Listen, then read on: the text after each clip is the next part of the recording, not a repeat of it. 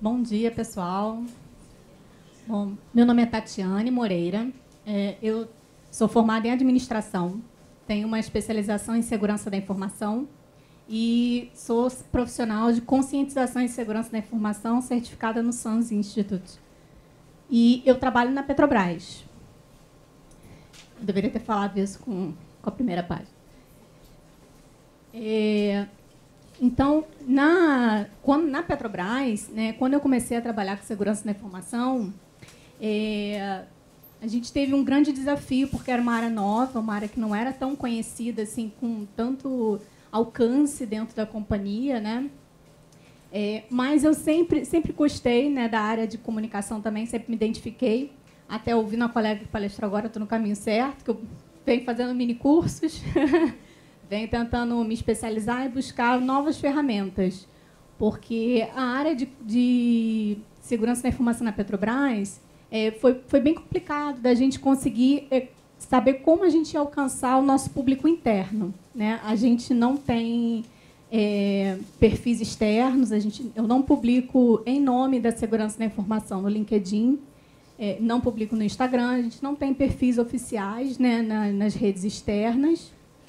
Mas a gente trabalha internamente com o Workplace, que é uma plataforma do Facebook, né, como uma ferramenta de rede social corporativa. Então, a gente tem um perfil aberto no Workplace que a gente alcança somente o pessoal interno, né? Então, eu hoje vou focar um pouco mais na comunicação corporativa, né, em estratégias para comunicação corporativa e alcançar público interno. A gente teve uma dificuldade, que assim, por muito tempo eu fui uma equipe, né?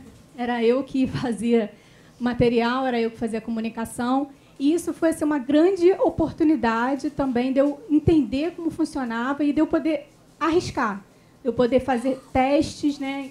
Como é que a gente ia chegar no público. A gente tem, na Petrobras, somos praticamente 80 mil colaboradores espalhados pelo Brasil, né? Alguns são área administrativa, outros são pessoal de plataforma, tem pessoal de refinaria. Então, a gente tem um público muito diverso, né? E qual é o desafio? É a gente fazer um material sem que as pessoas fiquem ali ou quase dormindo, ouvindo, né? Ou que fiquem, de novo, vai vir todo aquele blá, blá, blá, que coisa que eu não entendo nada. E a gente tem uma série de estratégias de comunicação e a gente também faz treinamentos, né? A gente faz conscientização e comunicação. Então, às vezes, a gente falava assim, eu vou participar de uma reunião, vou abrir como um momento de segurança da informação. Aí, como é que as pessoas ficavam olhando para a gente, né? Você, vem esse pessoal de segurança da informação de novo, vão ficar me enchendo o saco, eu tenho mais o que fazer. Então, assim, um dos desafios, além de alcançar o nosso público, é fazer com que ele tenha interesse em consumir o nosso conteúdo. Então, isso foi muito difícil, ultrapassar essa barreira, né, de conhecimento, né, porque a gente acaba fazendo muita comunicação em função da TIC, né, da tecnologia da informação. E o pessoal de TIC é um pessoal apegado a jargão, né? É um pessoal que ele gosta de falar todas as siglas que ele conhece. Eu acho que se eles não falarem, eles não ficam satisfeitos. Eles falam assim, gente, eu já peguei textos no início, né? A gente ia fazer uma comunicação no portal da empresa interno, né? Na intranet corporativa. E era tanta sigla que eu falei, gente, nem eu estou entendendo. Como é que a gente vai pegar isso aqui e conversar com um cara que está lá na refinaria que nunca ouviu falar de TIC? E eles, não, mas a gente teve muito trabalho. Gente, é muito trabalho para eu não dizer nenhuma sigla dessa. Aí eu falava, gente, vamos tentar, então, fazer meia dúzia só de sigla? Vamos fazer um glossário? E eu começava a tentar explicar para eles que a gente tem que fazer com que a pessoa escute, né? A comunicação, ela só vai atingir seu objetivo se o receptor entende a sua mensagem. Não adianta eu achar maravilhoso um texto que só eu vou entender, né? Então, a gente tem que simplificar cada vez mais e para que aquelas pessoas escutem e falem assim, isso é para mim, isso me interessa. Então, isso foi um grande desafio. Eu acho que outras pessoas, quem trabalha com direito, quem trabalha em outros grupos técnicos, têm essa dificuldade. Tem o juridiquês, né? Tem outros jargões que o pessoal utiliza, e eles se apegam naquilo ali. É muito difícil chegar alguém e falar que, não, gente, vamos fazer diferente, eles não aceitam. E uma outra questão é o tipo da empresa, né? A Petrobras é uma empresa tradicional. Então, assim, a visão do público, né, é uma visão mais conservadora, né? É difícil a gente inovar, é difícil a gente propor mudanças em tudo que a gente está fazendo. E, quando veio a pandemia, nós fomos forçados a entrar num processo aceleradíssimo de transformação digital. E isso acelerou essa compreensão, né? A gente acabou precisando ir para o digital, precisando ir para as lives.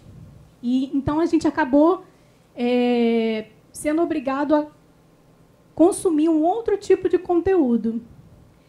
E eu acho que todo mundo, principalmente na pandemia, quem tem filhos, teve grandes professores.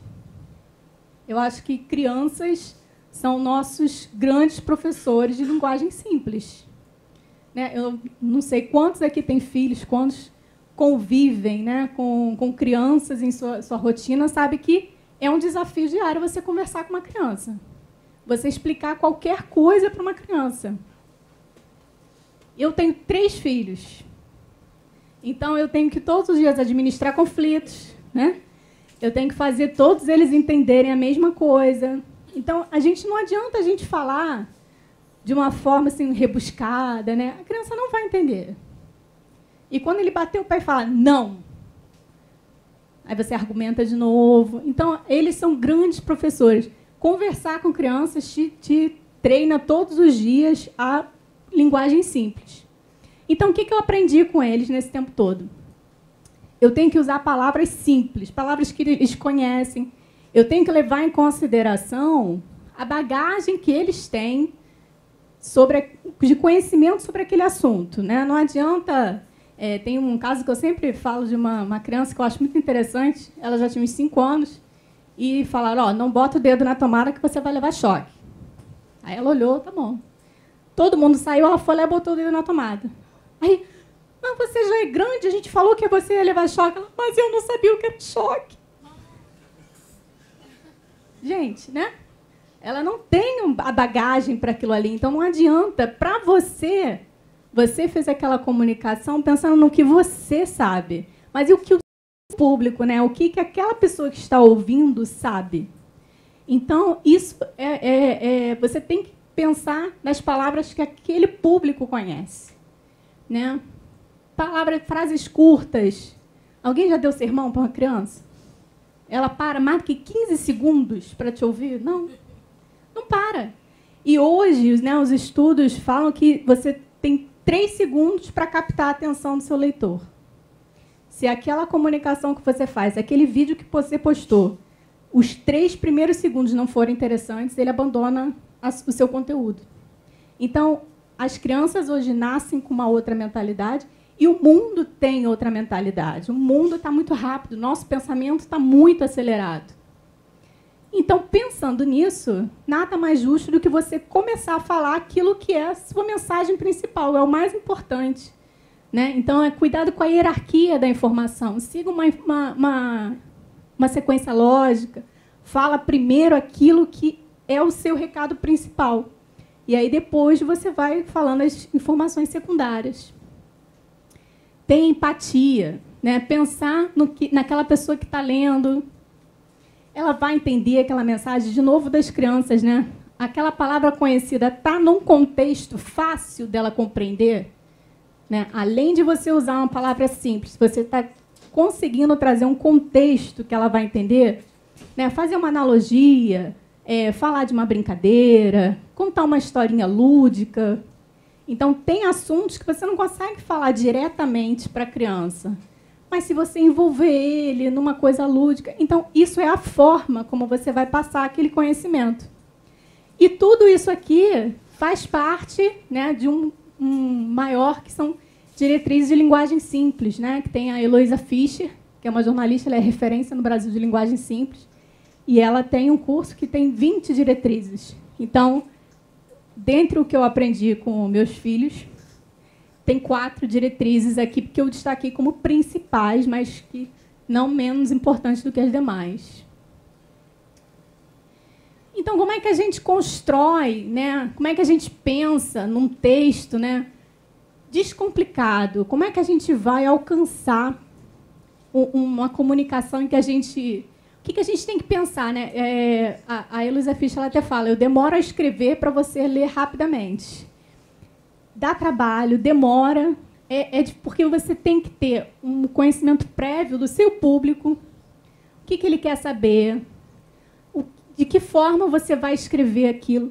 Aí, dentro do texto, que dúvidas que podem aparecer? Será que você já não pode elucidar elas ali? Já não pode aproveitar?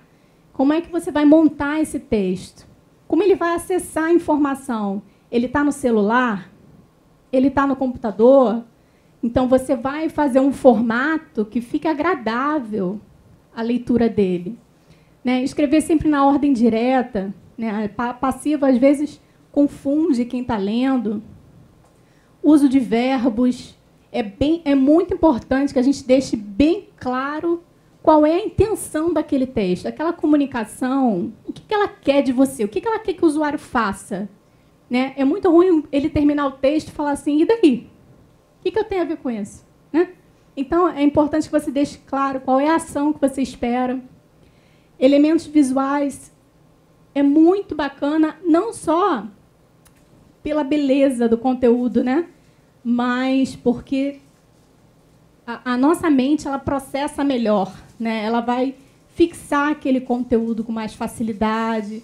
Ele vai, toda vez que ele for lá acessar lá a caixinha dele da lembrança, quando ele vê uma imagem, ele já imediatamente vai lembrar, associar aquilo que você falou.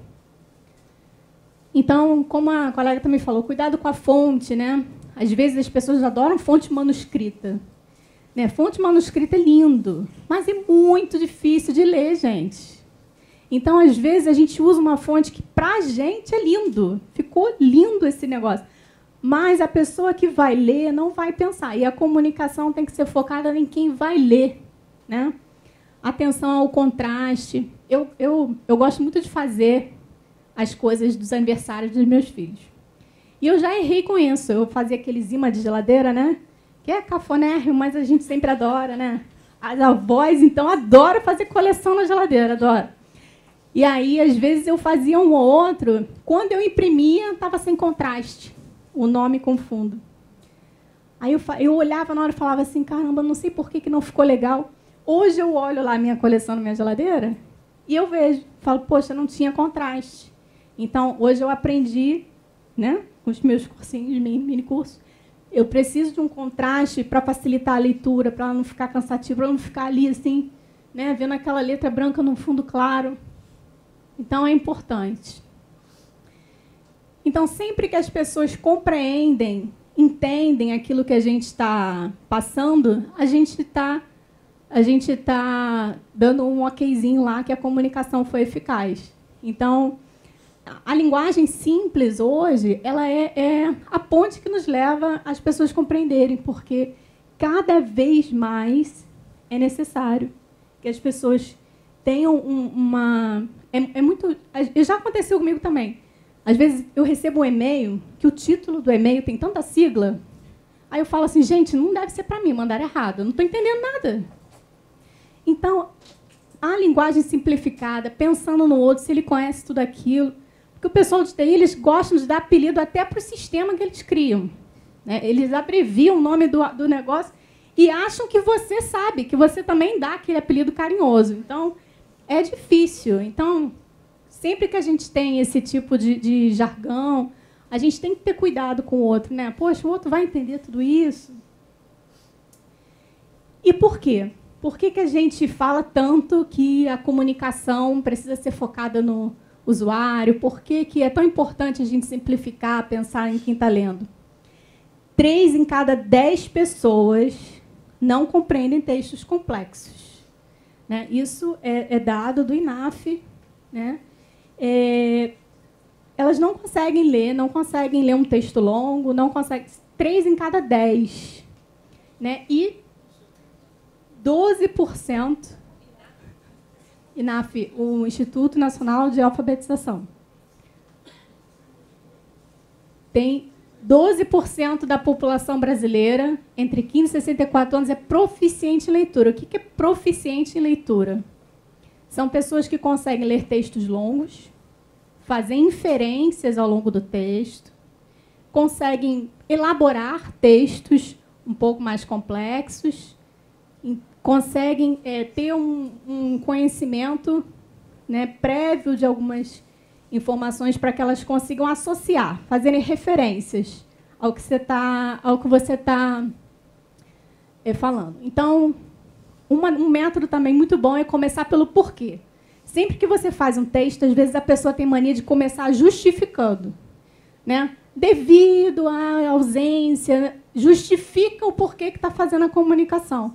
Mas, para a gente envolver... O que é a comunicação? Comunicar é você sensibilizar outra pessoa, é você engajar, é você conseguir que eles mudem um comportamento. Então, para isso, ele tem que entender um propósito, ele tem que ver uma razão de ser daquela comunicação. Então, tem várias estratégias, né? A gente busca materiais dinâmicos que permitam interação. Então, vocês vão ver que o primeiro post que a gente fez lá, que teve sucesso, foi assim: criar uma conexão com o público, ser claro e objetivo sobre as ações esperadas. Então, eu trouxe 2 características de 2 grupos de exemplos para mostrar. Na comunicação escolar, de novo, meus filhos, né, me ajudando. Então, como evitar a desinformação? Então, a gente tem um aplicativo na creche, né, e a comunicação é toda pelo aplicativo. Aí a gente recebeu essa comunicação. Mas vocês estão vendo num slide. Eu estou vendo na tela do celular. Lembre-se disso. Aulas de judô. Judô significa em japonês ju, caminho, do, suave. A arte marcial. Eu já parei de ler, gente. Eu não continuo. A arte marcial criada em 1882. Aí vai para o grupo das mães. Gente, quando é que começa o judô? Quanto é que é a mensalidade? Ninguém leu até o final. Ninguém leu. Mas eu sei, eu conheço a diretora, eu sei que ela é apegada na descrição das coisas, ela gosta de explicar.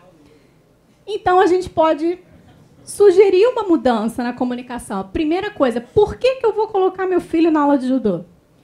Você quer que ele desenvolva habilidades de coordenação motora, disciplina, respeito e autocuidado? Inscreva-o nas aulas de judô. Olha a call to action. Inscrevam na aula de judô. Uniforme, kimono, mensalidade 130. Vai ter uma aula experimental dia tal. Aí, no final, quem chegou até lá, está interessado, achou legal, eu até falo que a arte lá, objetivo, foi criada há muito tempo, desenvolve aspectos físicos, tal, porque eu sei que ela gosta dessa coisa, então a gente deixa ali no final para ela ficar feliz. Mas isso não é a mensagem mais importante, né? Essa não é a mensagem mais importante, então ela fica no final. Para que ninguém chegue lá no grupo de mães e fique perguntando quando começa o judô, quanto é a mensalidade. Então, esse foi o exemplo escolar. E lembrar também que a gente está na tela do celular, né? Então, na comunicação corporativa, eu trouxe os exemplos que a gente implementou na Petrobras, porque a gente tinha uma comunicação bem sisuda, bem corporativa mesmo, né? Pensando no conservador. E a gente não tinha muito alcance. A gente quase não tinha visualizações, quase não tinha curtidas. E um dia eu cheguei para a minha gerente na época e falei assim, olha, eu estou com mais ideias aqui.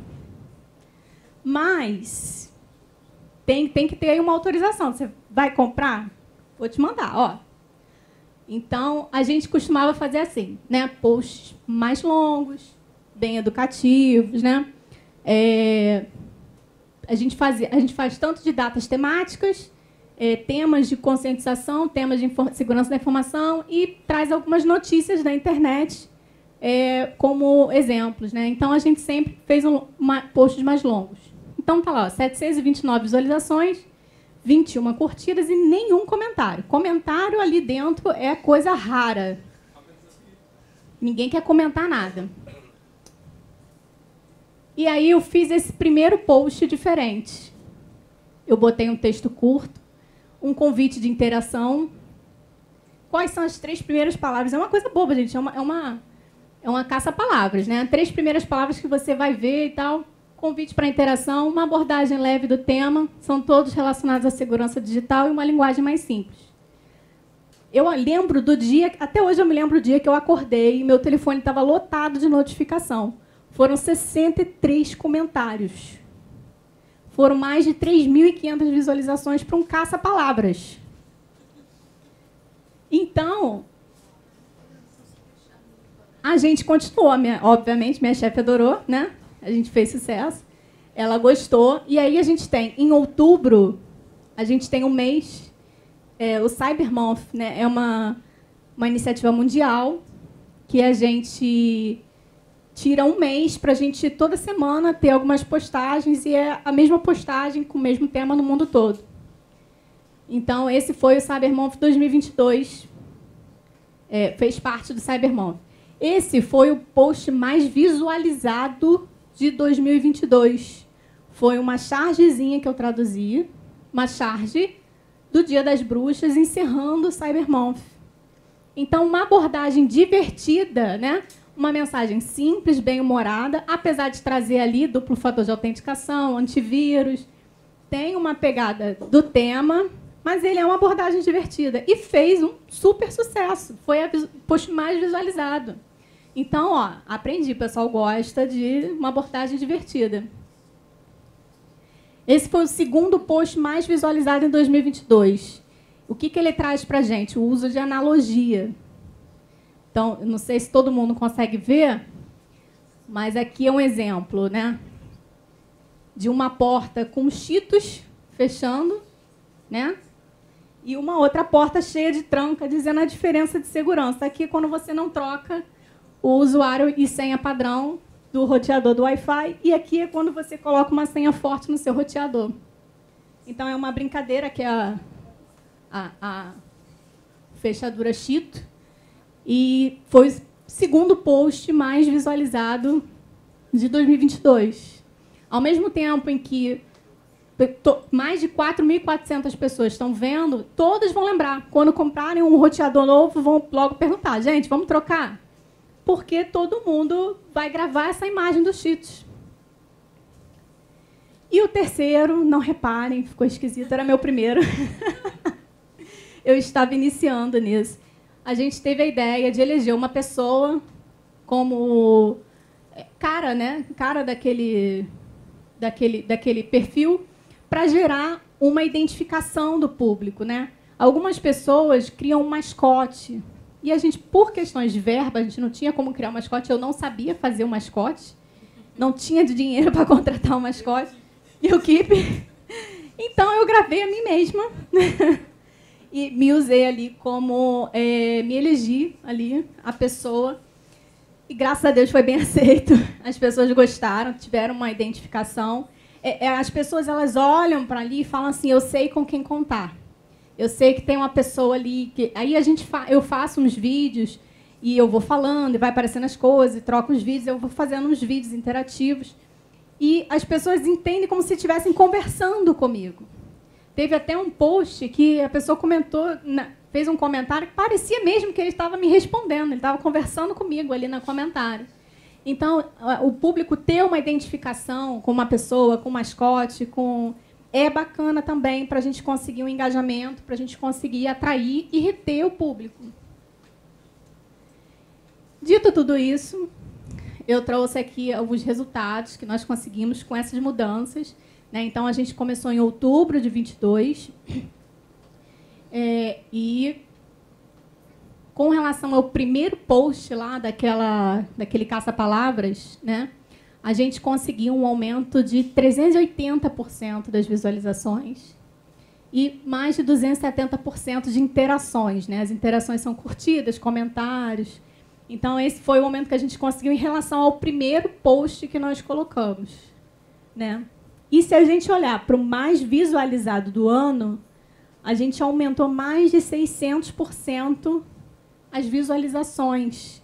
E as pessoas se mantiveram, porque a gente continuou com aquela identidade visual, né? A gente sempre coloca as imagens puxando para as nossas cores, né? Puxando para a nossa identidade visual. A gente tenta manter, como ela falou, uma harmonia, né, naquilo que a gente está postando.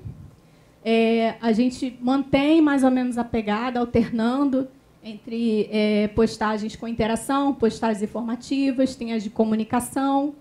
Então, a gente alterna e o pessoal permaneceu. A gente continuou postando questões de notícias, né, que acontecem aqui fora, mas com uma outra pegada, né, falando diferente. E a gente teve a felicidade de ver um comentário desse. Seu post está melhor do que a própria fonte. Parabéns. Porque ali tem tudo que ele precisa. Ele não precisa detalhar de uma forma muito grande. A gente utiliza memes, né? Quem nunca fez isso? Eu já fiz várias vezes. E todo mundo se identificou, todo mundo gostou. Olha lá, 10 comentários, 112 reações. Então, com utilização de memes, essas foram todas as ferramentas que a gente utilizou, né? Hoje a gente tinha mais ou menos no mês, né? No total do mês a gente tinha mais ou menos 2.500 visitas na página. E a gente chegou nesse mês de outubro em mais de 32 mil visitas na página, e a gente se mantém hoje com 25, 24 mil visualizações na página. Então, foi uma mudança que foi muito bem aceita. A gente permanece com muito cuidado com tudo que a gente coloca também, por ser uma empresa, né, que também tem o período de silêncio, por ser uma empresa que tem um público conservador. A gente também tem assuntos sensíveis que a gente tem cuidado, mas hoje a gente dá uma abordagem mais leve, mais divertida, e a gente faz também treinamentos EAD, né? Então, a gente tenta colocar bastante vídeo, bastante exemplificação, no treinamento EAD e em todas as comunicações. Então, aqui, meu contato no LinkedIn, eu botei a fotinho do LinkedIn para facilitar quem for procurar. E o QR Code de avaliação da palestra. Convido todos a avaliarem e fiquem à vontade para entrar em contato. E abro agora para perguntas, se alguém tiver alguma pergunta, quiser contribuir.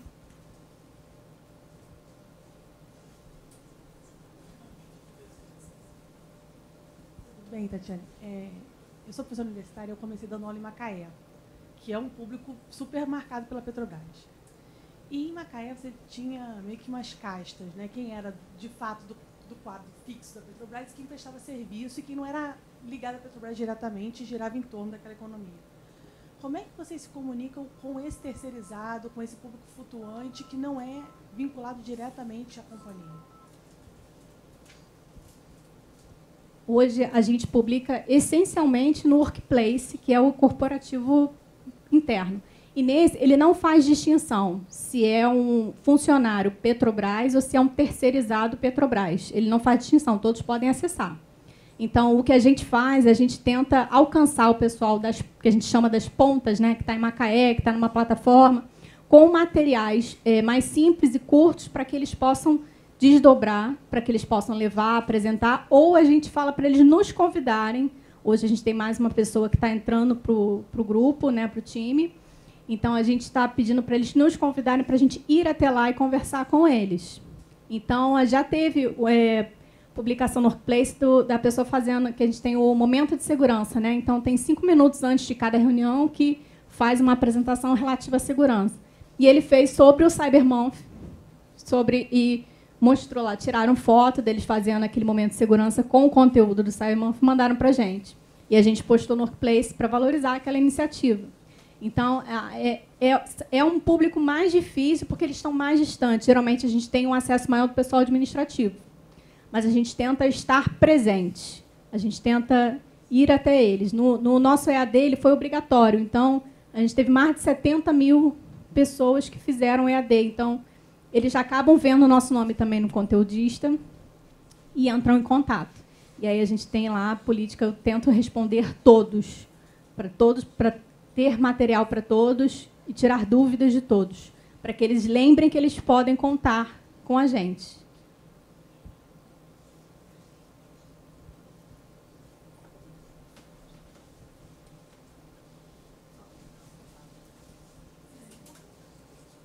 Queria saber assim, dicas de como gerar conexão com a plateia, né? Eu percebi que os memes, etc., seriam essas conexões, mas se puder falar mais, que os outros são muito claros, né?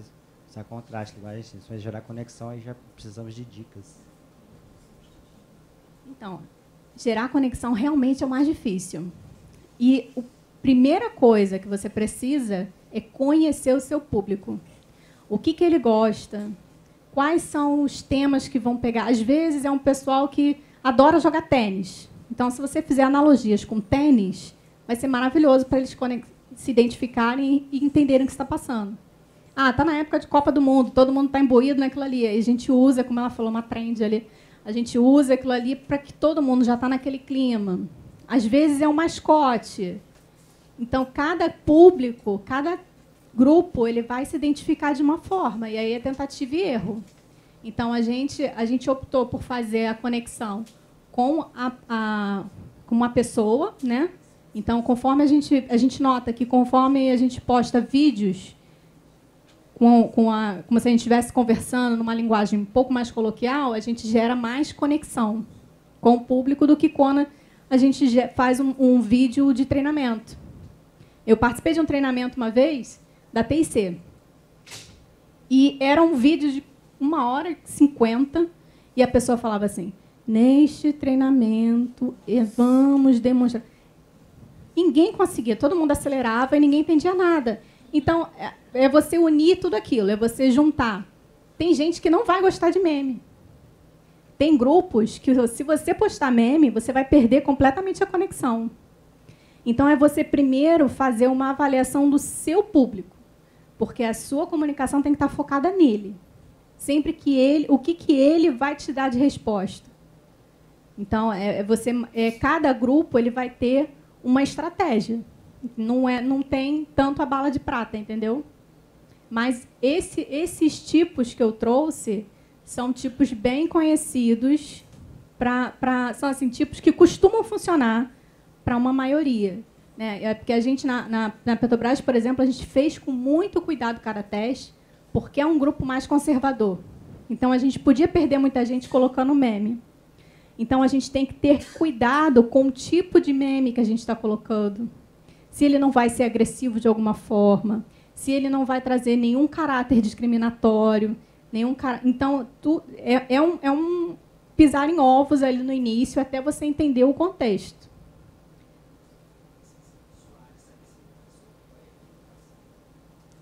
Então, eu sou administradora com especialização em segurança da informação, né? Mas eu não sou técnica de tecnologia da informação, não sou técnica de TI. Eu sou mais para comunicação, mais um pezinho lá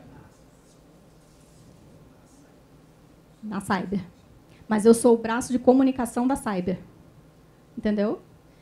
A minha especialização, ela não entra no como implementar a cibersegurança. Eu conheço conheço os termos, sei identificar e sei passar aquela informação como comunicação e conscientização. Mas se você me pedir para implementar uma ferramenta de segurança, já não é minha área. Entendeu? Queria te parabenizar, gostei muito da palestra. Para mim, o que fica de lição é que vocês, mulheres, saem na frente disparado. Porque a linguagem de vocês é tão simples que vocês conseguem entender a necessidade de um bebê só pelo choro, só pela tosse, só pela forma como ele se mexe. Ou seja, para comunicar, você não precisa nem de palavras. Só precisa ter conexão com alguém. Obrigada. Excelente comentário. A empatia, né, eu acho que é a principal característica que a gente pode trazer para ter sucesso numa comunicação. Então, agradeço a todos. Meu tempo está esgotado.